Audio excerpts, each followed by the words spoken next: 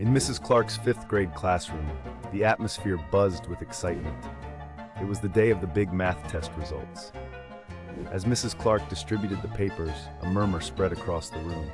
One student, Lily, stared at her perfect score in disbelief.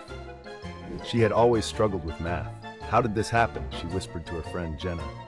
Jenna shrugged, but a sly smile flickered on her lips. Lily's confusion grew as whispers among her classmates grew louder. The room fell silent when Mrs. Clark stood up. "Someone switched their paper with Lily's," she announced. Gasps echoed. "If the person who did it confesses, there'll be no punishment. But if not, there will be consequences for the whole class." The tension was palpable. Minutes passed like hours. Jenna's face turned pale, and she could barely meet Lily's eyes. Finally, she stood up, tears streaming down her cheeks. "It was me," she confessed. "I didn't study and panicked." Mrs. Clark nodded, her expression softening.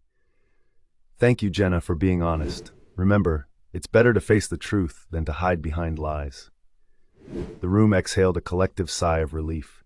From that day forward, honesty became a valued trait in Mrs. Clark's class.